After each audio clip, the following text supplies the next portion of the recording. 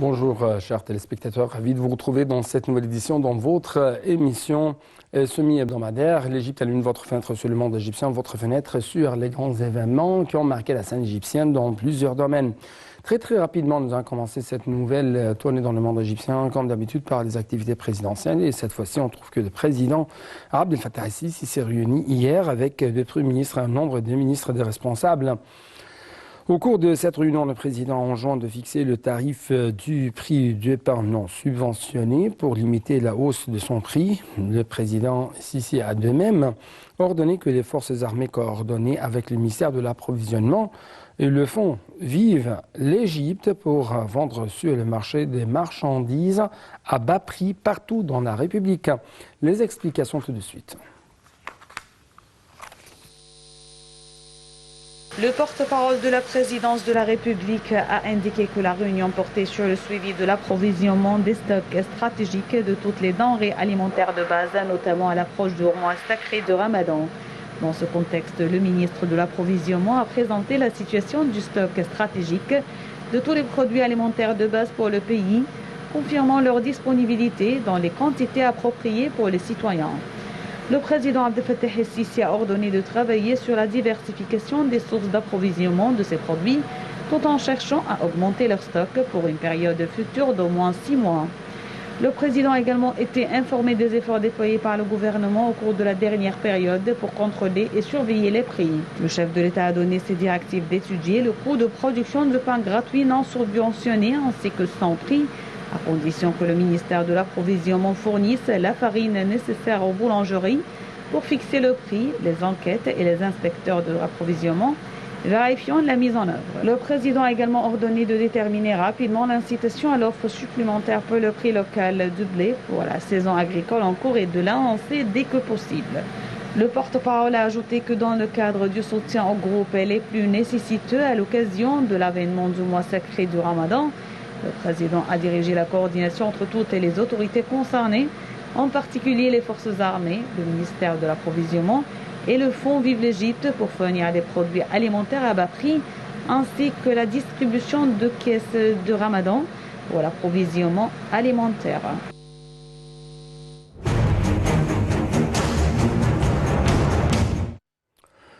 D'autre part, le président Abdel Fattah el-Sisi a tenu hier une réunion avec le Premier ministre Dr Moustapha Madbouli, le ministre des Ressources hydrauliques Dr Mohamed Abdelati, le ministre de l'Agriculture Essad Al-Qusir et le chef des forces armées aériennes, le lieutenant général Mohamed Abbas Helmi. Le porte-parole de la présidence de la République a déclaré que la réunion avait porté sur les suivis de l'évolution de la situation du projet national de production agricole futur d'Égypte. Le chef de l'État a été informé à cet égard de la situation exécutive et des développements des phases actuelles du projet futur d'Égypte dans tous les aspects, en particulier ce qui a été accompli en termes de superficie cultivée. Il a dirigé de continuer à réaliser les objectifs de ce projet stratégique dans le domaine de l'agriculture et de l'alimentation, contribuant ainsi à la création de milliers d'opportunités d'emploi dans diverses disciplines, donnant une forte impulsion au système national d'industrialisation agricole en renforçant même la stratégie de l'État visant à augmenter la proportion des terres agricoles dans l'aire géographique de la République, surtout qu'elle est située au sein du projet agricole géant Le Nouveau Delta.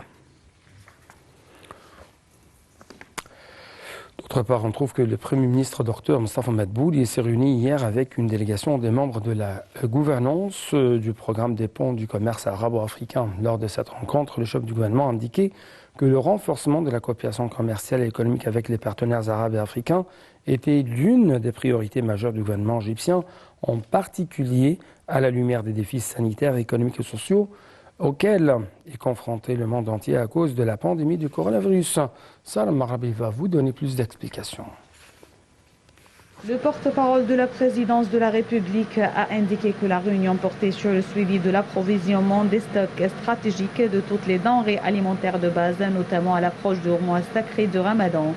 Dans ce contexte, le ministre de l'Approvisionnement a présenté la situation du stock stratégique de tous les produits alimentaires de base pour le pays, confirmant leur disponibilité dans les quantités appropriées pour les citoyens.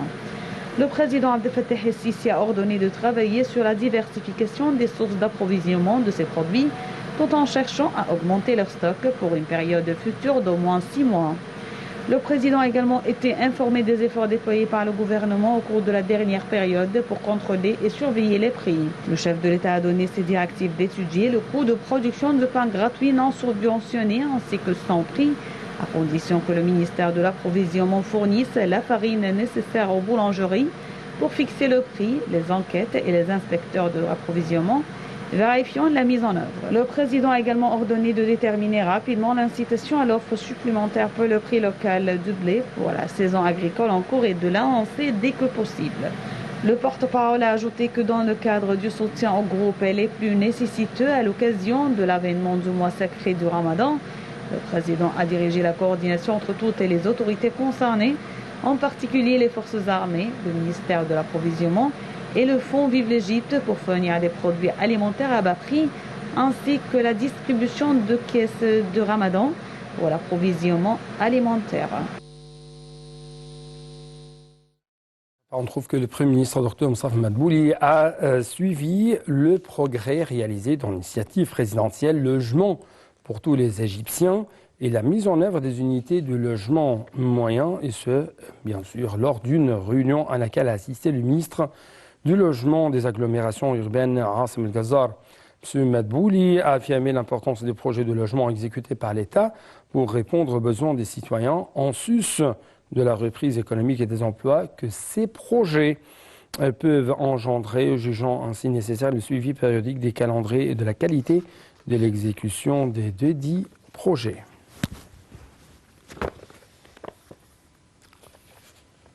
Sur le niveau diplomatique, le ministre égyptien des Affaires étrangères, Sameh Shoukry, s'est entretenu avec le ministre de la Défense malaisien, Hicham Eddine Hussein. Lors de cette rencontre, les deux responsables ont examiné la coopération bilatérale entre deux pays et les moyens de renforcer le travail conjoint sur les différents volets. M. Shoukry a été nommé plutôt président de la 27e session de la Conférence internationale des Nations Unies sur les changements climatiques, la COP 27. Et il a également rencontré le ministre de l'Environnement de l'eau malaisien, Touan Ibrahim. Cette rencontre tenue à la capitale Kuala Lumpur a porté sur les moyens de booster la coordination entre les deux pays, notamment en ce qui concerne le changement climatique et ses impacts négatifs, surtout sur les pays en voie de développement. Le chef de la diplomatie égyptienne effectue actuellement une tournée asiatique en Malaisie, au Singapour, en Indonésie et au Pakistan. Le ministre de la Défense et de la Production militaire, le général d'armée Mohamed Zaki, s'est entretenu avec les forces des gardes frontières, dont les cadres de communication avec les combattants de l'armée, afin d'unifier les concepts sur les différents sujets liés aux forces armées sur tous les niveaux. Le chef d'état-major, le général de corps d'armée Oussama Askar et un nombre de dirigeants de l'armée ont également participé à la réunion. Hier, le Croissant Rouge égyptien a dépêché la première équipe internationale de secours pour améliorer l'efficacité de rapatriement des Égyptiens bloqués en Roumanie. Cette équipe doit coordonner la communication avec les organisations internationales pertinentes en Roumanie sur les frontières en collaboration avec la Croix-Rouge internationale. Notons que l'Égypte accorde un vif intérêt au dossier de la crise russo-ukrainienne, portant de son souci de veiller aux intérêts des Égyptiens partout dans le monde. Donc, d'autre part, on trouve que, ou plutôt, nous allons faire une sorte de plongée dans le monde de l'économie égyptienne. Tout d'abord, on va jeter un coup d'œil très important sur l'économie de l'Égypte qui demeure robuste et stable malgré les défis. Les explications tout de suite avec Sarah Mahrabi. Communiqué, la BCE a indiqué que les envois de fonds des Égyptiens avaient enregistré une hausse de 3,4% en décembre dernier pour atteindre 2,64 milliards de dollars par rapport à 2,55 milliards de dollars en décembre 2020. Par ailleurs, l'Égypte déploie d'importants efforts pour assurer un stock stratégique sécurisé des produits de base en vue de contrôler les prix sur fond des crises actuelles sur les marchés mondiaux, a souligné le service d'information du gouvernement SIG dans une infographie publiée lundi. Le SIG a indiqué que le dossier de la sécurité alimentaire est une priorité absolue de l'Égypte, faisant état des efforts de l'État égyptien pour atteindre cet objectif en développant les politiques agricoles en l'ensemble des méga-projets nationaux pour fournir les articles alimentaires, accroître la production, diversifier les sources d'importation et développer les chaînes d'approvisionnement. Le rapport a mis en exergue les taux d'autosuffisance en produits stratégiques en 2021, passant en revue la période de couverture pour ces produits jusqu'à présent. Selon le rapport, le taux de suffisance semblait a atteint 65% en tant que stock sûr pour la fin de l'année après le début de la récolte en avril, alors que les huiles sont à un taux de suffisance de 30%, couvrant 5 mois, le riz a un taux de suffisance de 100%, couvrant 6 ou 5 mois, les pâtes a un taux de suffisance de 100%, couvrant 5 mois, et le sucre a un taux de suffisance de 87%, couvrant 4 ou 5 mois. À savoir que le secteur agricole connaît un bon haut niveau des services offerts aux agriculteurs, ce qui reflète la volonté des plus hautes autorités de fournir une alimentation saine et sûre aux citoyens, a déclaré le président de la Commission de l'agriculture et de l'irrigation à la Chambre des députés. En même temps, plusieurs industries, dont celle des meubles, ont réalisé un véritable élan. Ainsi, le Conseil d'exportation des meubles a annoncé que les exportations du secteur vers les Émirats arabes unis avaient augmenté de 10% en 2021, enregistrant 34 millions de dollars par rapport à l'année 2020.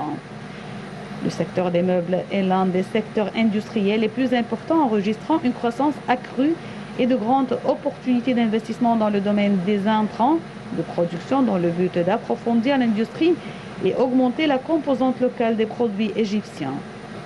Et de préciser que le taux de croissance de la production nationale varie actuellement de 5 à 7% par an et que le secteur des meubles contribue avec 0,3% au PIB et avec 2,2% au PIB industriel non pétrolier.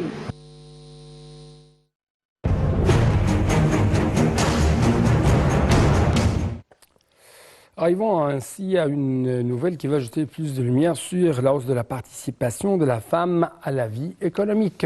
Avec plus de précision, on trouve que le gouvernement vise à augmenter à 35% d'ici 2030 le taux de participation des femmes à l'activité économique, et ce, contre 14,3% à présent. C'est ce qu'a déclaré en fait la ministre du Plan du Développement économique, Dr Hala Saïd. Dans une déclaration faite à l'occasion de l'examen par le ministère du guide du plan de développement durable et sensible au genre, qui était auparavant mise à disposition par le ministère sur son site web et a été préparé en coopération avec le département de projets de réforme et de stabilité macroéconomique financé par l'Agence américaine pour le développement international.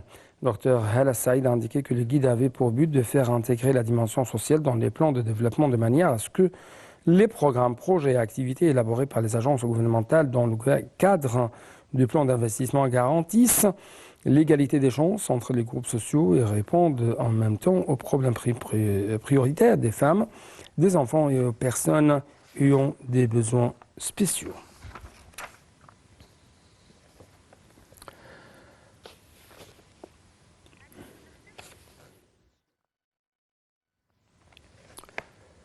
Donc avec cette dernière nouvelle, nous arrivons à la fin de cette édition. Merci beaucoup pour votre attention. Toujours bon suivi dans le programme sur votre chaîne NAM TV International.